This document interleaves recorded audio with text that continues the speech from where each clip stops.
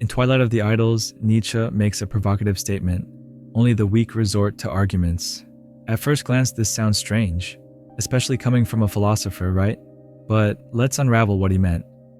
For Nietzsche, both dialectics and reason itself are viewed with deep suspicion, and the root of this critical view is directly connected to the figure of Socrates and what he represents. Imagine a world where action spoke louder than words. Before Socrates, that's how the Greeks lived, with courage, instinct, and confidence. These Greeks acted with the natural ease of someone who breathes, without needing to justify each step. But suddenly, this reality underwent a seismic shift when Socrates turned reason into a tyrant. Socrates, with his questioning style, began to prod Athenian society. He approached people in the streets and asked uncomfortable questions that dismantled certainties and planted doubts where there had once been instinct. He approached politicians, generals, and leaders, figures who lived according to intuitive convictions, and forced them to justify each choice.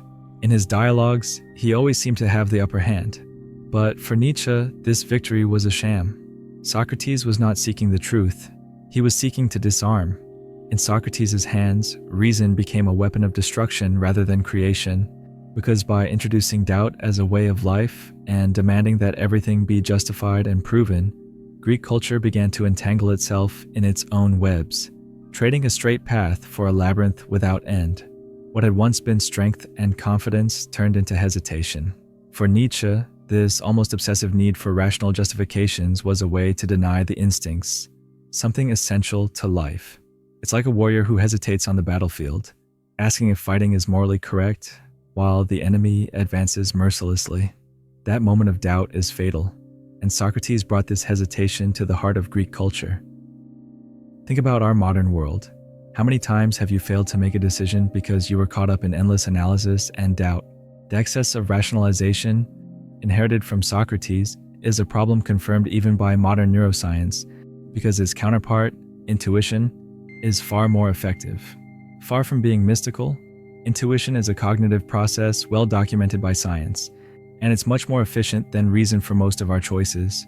Modern research has shown that it is not just an irrational guess, the voices in my head, as many believe, but rather the result of unconscious processing of a massive amount of information that we could never consciously rationalize. Therefore, imagine the effect that Socratic over-rationalization had on this powerful mechanism. But this was not a problem for the pre-Socratic Greeks. Here's an emblematic case of how those ancient Athenians lived before Socrates.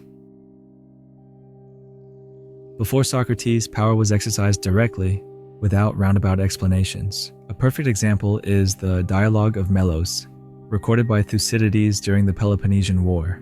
In this episode, Athens, at its peak, demands that the small island of Melos submit to its rule because it is weaker. The justification is brief. The strong do what they can, and the weak suffer what they must. For Nietzsche, this phrase captures the essence of the pre-Socratic Greek mindset. Assertive and confident, Melos tries to argue, appealing to morality, justice, and even divine intervention. But the Athenians are direct. Justice, as understood in the world, applies only among those with equivalent power. It's not that we were the first to create this law, or to act according to it once it was created. We found it already existing before us, and will allow it to exist forever after us. All we do is use it, knowing that you and everyone else, having the same power we have, would do the same as we do. The Athenians didn't bother justifying their actions. They didn't need to. To them, power was reason enough. If they could conquer Melos, it meant they had the right to do so. But are we ready to face the implications of that thinking? Have you ever wondered where our notion of good and evil comes from? Nietzsche delved deeply into this question, but not along the traditional path. He realized that what is considered good in one culture can be seen as evil in another. So instead of accepting these concepts as absolutes, he investigated their origins. He looked for the reasons that lead certain groups to adopt particular values, while others reject them. And after analyzing various cultures throughout history, he discovered two typologies: the morality of masters and the morality of the resentful. In Nietzsche's words, "On a wander through many finer and coarser moralities that have so far ruled or still rule on earth, I found certain traits recurring regularly and connected with one another, until finally two fundamental types revealed themselves to me.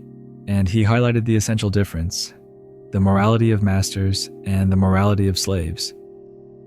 But what are the morality of masters and the morality of the resentful?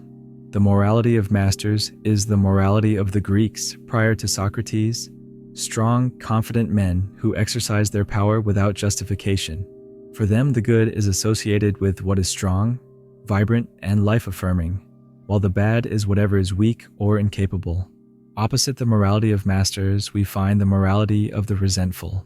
Nietzsche describes it as a response by those who don't have the power to affirm life directly. Unable to create their own values, the resentful negate the values of the nobles and invert them. What was once strength becomes arrogance. What was once pride turns into sin. This morality, born of resentment, does not affirm life, but instead denies it, glorifying weaknesses such as submission, for example.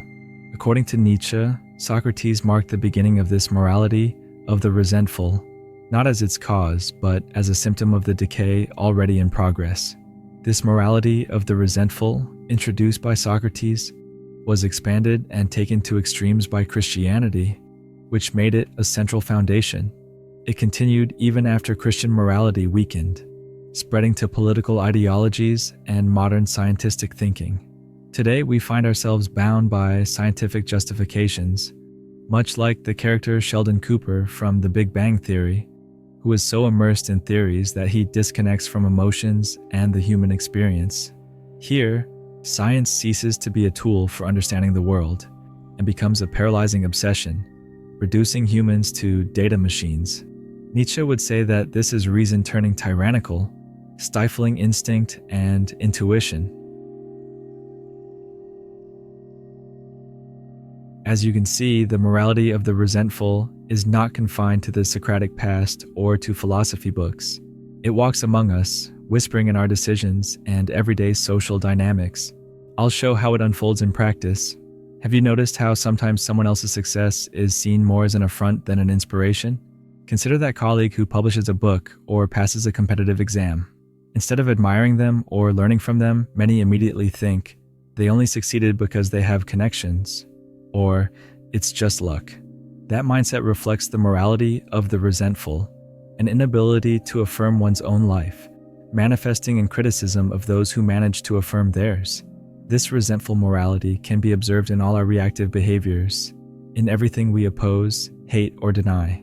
After all, the hallmark of resentment is reactivity, the opposition to what others do or fail to do. But what if instead we used our energy to create and move forward, rather than destroy, restrain, or keep pestering others like Socrates did? This is Nietzsche's bold proposal: to leave the vicious cycle of resentment behind and reclaim the strength and confidence of the morality of masters.